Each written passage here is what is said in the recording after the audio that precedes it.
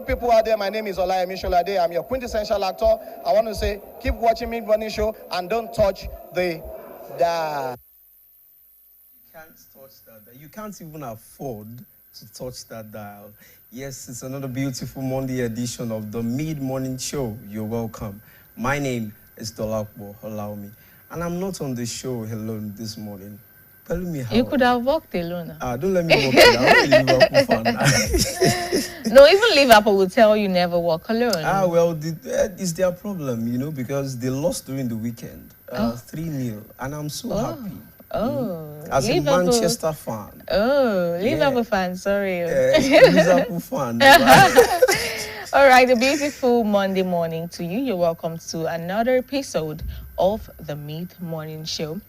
And the final Monday, the last Monday in the month of November. This time next month, it will be the last month in the year 2025. My name is Belumi. And you're welcome on board. Today we're going to have a lounge session where we're going to talk about unrealistic expectations versus real marriage. Our guests are going to join us, but we'd like to inform you that there is an outside broadcast on the Oyo State House of Assembly 2026 budget presentation. So once it's live, we're going to hook on. So we are craving your indulgence that once it's time, we're going to cut the show maybe midway just to join the budget presentation. So please, we crave your indulgence. But before then, let's have our guest with us. But before then, again, let's take the first feature on dating and expenses. We'll be right back.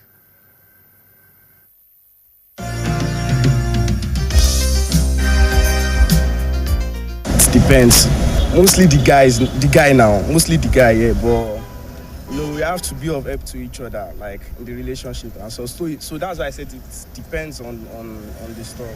I feel there should not be a particular stereotype that guys or ladies. So I feel anybody who is opportune to can. So you could split the bills or anything. So it's both parties should actually contribute to the financial aspect in dating, because it shouldn't be a particular person, like in the male, or it has to be the female. I feel like both have to. They are dating, for crying out loud, so they both have to contribute to. When you are dating, maybe you and your girlfriend, you went to a canteen, to just eat something. Like, I think if there is true love, a lady can pay for a man. There's no problem for that. If there is true love, I think most of the time it should be the man, because a man tends to be more dominant in the relationship and he should be able to cover the bills. But if the woman is willing to support, I think she can support too. But most of the time it should be the man. While dating, I think both parties should open up to each other. There's no point to deceive yourself. If you know you are not up to the task, your woman can as well bail you out. But the man is in charge while dating, because that will show even he's worthy to pay the bill when they got married. I think the boyfriend is while dating, right? Yeah, it's the boyfriend that should settle the bills in the relationship. I think the guy should settle the bills in a relationship, dating relationship, the guys. Because I think it was the one that initiated the stuff, whatever what might be going on between them. I believe a guy should be the one who settles all the bills. But as a guy, before you go into a relationship, you should know that there will be a lot of expenses. Let's say you want to go on a date. Why would you expect your girl to be the one paying the money? That totally makes no sense. It's more like saying you bought a shoe, then you're expecting the one who sold the shoe for you to give it for free. It makes no sense. Forget about the stress you went through about getting a lady and all of those things. But as a guy, you should still settle the bills. It's your responsibility. Don't push responsibility. Actually, that should be a man. The man should be the one to settle bills in a relationship. That's how God wants himself. The two parties can settle the bills. It depends on the bills. It depends. So, but it's most times it should be the guys. So if it's just a minor bills, the other parties too, the opposite party, I mean the female, she can also settle it if she wish. So, but it shouldn't be, to to just eat something. Like, I think if there is true love, a lady can pay for a man. There's no problem for that. If there is true love, I think most of the time it should be the man because a man tends to be more dominant in the relationship and he should be able to cover the bills. But if the woman is willing to support, I think she can support too. But most of the time it should be the man. While dating, I think both parties should open up to each other. There's no point to deceive yourself. If you know you are not up to the task, your woman can as well bail you out. But the man is in charge while dating, because that will show even he's worthy to pay the bill when they got married. I think the boyfriend is while dating, right? Yeah, it's the boyfriend that should settle the bills in the relationship. I think the guy should settle the bills in a relationship, dating relationship, the guys. Because I think it was the one that initiated the stuff, whatever what might be going on between them. I believe a guy should be the one who settles all the bills. But as a guy, before you go into a relationship, you should know that there will be a lot of expenses. Let's say you want to go on a date. Why would you expect your girl to be the one paying the money? That totally makes no sense. It's more like saying you bought a shoe, then you're expecting the one who sold the shoe for you to give it for free. It makes no sense. Forget about the stress you went through about getting the lady and all of those things. But as a guy, you should still settle the bills. It's your responsibility. Don't push responsibility. Actually, that should be a man. The man should be the one to settle bills in a relationship. That's how God wants himself. The two parties can settle the bills. It depends on the bills. It depends. So, but it's most times it should be the guys. So if it's just a minor bills, the other parties too, the opposite party, I mean the female, she can also settle it if she wish. So, but it shouldn't be,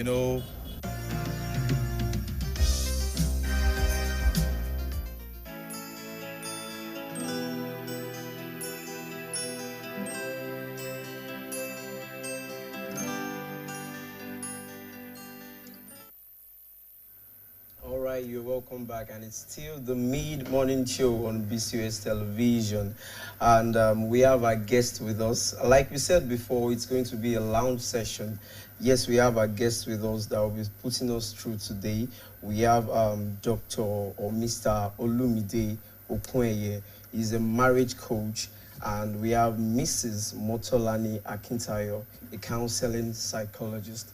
You're welcome, Ma. You're welcome, Ma. You're welcome, sir. Thank you You very look so much. radiant. Thank I you must for say, I having love me. your attire is popping, and yours is giving. You know what it ought to give. Thank you very much. Right? I love the way he's a very cute one. Hey, okay. That can answer. Okay. Yeah, that can answer. Yes. All right. So, our topic today: unrealistic expectations versus real marriage. We all know that marriage is often painted with, beautiful colors of harmony, of romance, and all. But there are certain expectations, probably stemming from social media, from society, from family as well. So, because these expectations, they are shaped by all these factors that I've mentioned. So, we need to unpackage those expectations and where they come from and how, they affect couples. So the first question we would like to, talk about is that when we talk about unrealistic expectations in marriage, what exactly, do we mean by it? Those expectations, what exactly do we mean by it? Should we start with you first? Anyhow. All right. Ladies first. Very good man, I must say. All right. You're being gender biased. Okay, so that's on a lighter note. Okay, so point of correction. I'm not a counseling psychologist. I'm a clinical psychologist. Yes. No, it's fine. It's fine. Okay, all right. So back to the question. When we talk about unrealistic expectations in marriage, it's a topic I'm practically so passionate about because, as a clinical psychologist in the therapy room, I tell it every time that over half of people who approach therapy are actually approaching because of marital issues.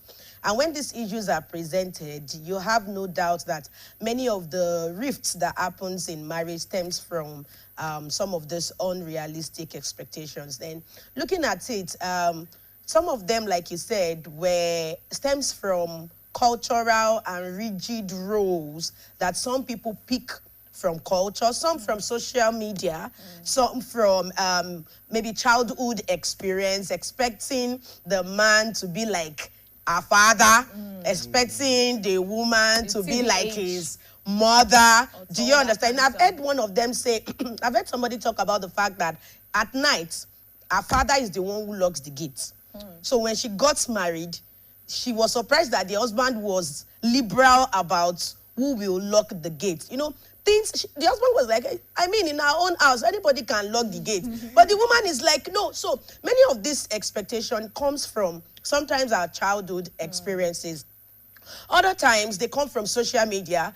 People tend to have this idea about curated pictures and videos that are being presented out there. Meanwhile, you don't know that what you see up on social media is definitely different from what is happening in real life. So there's a lot of comparison most of the time. Why is my husband not doing like this person? Why is my... Then sometimes some people grew up watching a lot of romantic movies and reading so many romantic novels. So when they were coming into the marriage, they expect that it's all going to be all exciting and all of that. So when we talk about unrealistic expectations, some of those things remain the things that I have mentioned. They expect their husband is not going to change. It's not going to change. It's just going to remain the way he was, the way he is, and forever will be. Or the wife, but I mean, the wife is going to give birth. The body structure is going to change. You know, so sometimes you expect that I need somebody to complete me.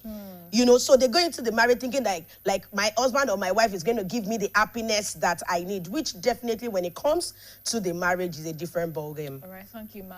Dr. Kuneye, what's your view on as regards unrealistic expectations? What do you really mean? Thank you very much. And I think she has really, she has really brought it home and then exposed what we are really talking about. But if you ask me to add a little bit to what is on ground, the truth is everyone comes into marriage with expectations. Everybody. I mean, in fact, the reason why you are stepping into marriage is because you have an expectation of what the marriage should be able to present for you. Now, don't forget that everybody has some innate selfishness, you know, that is just lurking there. You just want something best for you, something good for you. So while you are coming in to get married to the other person, you already have something set in your mind that you are looking for. Now, just like she said, some of them are coming from, your background, your parents, you know, what you have experienced in the past and things you have read and a lot of things. So, but the truth is, stepping into marriage, one of the major issues that lead to a lot of conflict in many homes is because of unmet expectations. So for me, the only thing on my mind is the truth is there will be expectations. Some of them in marriage, in reality, may not become possible because of change. In fact, one of the things my wife will always say when she's talking with some of these singles is that sometimes you have expectation and you are expecting that your spouse should be like your daddy. You are expecting that the other person should be like your mother.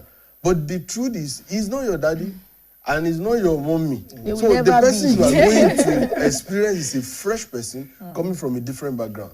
So you need to accept this guy or this lady and then begin to craft how your expectation can actually be met. A mutual expectation now can be met or not. Then, so if it's being met, good. If it's not being met, craft a new one on the go. Keep crafting it and then developing. That's the only way that it can really work. Okay. As a marriage coach, in your own personal experience with marriage counseling and all, can you give us a little bit of example of, you know, I'm sure you must have...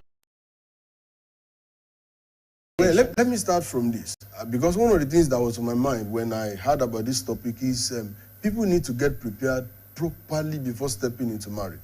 One of the reasons why we have a lot of broken homes, and some homes are not broken, physically to you guys. They are broken inside the house. They are no longer husband and wife, but they are just roommates, you know, because already, there are issues. So one of the things we should do is have complete and absolute serious premarital counseling.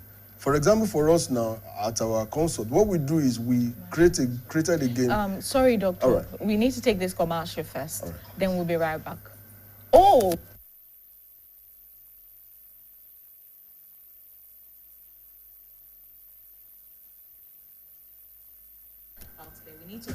for the budget presentation at the Oyo State House of Assembly for the 2026 appropriation bill. We're so sorry that this is coming very short. We really apologize, Dr. Olumide Okuneye and Mrs. Motolani Akintayo.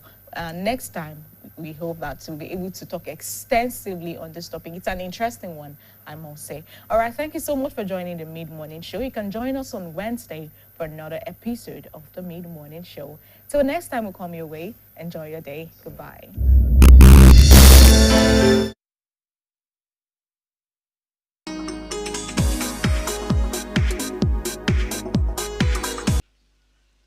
Is in the house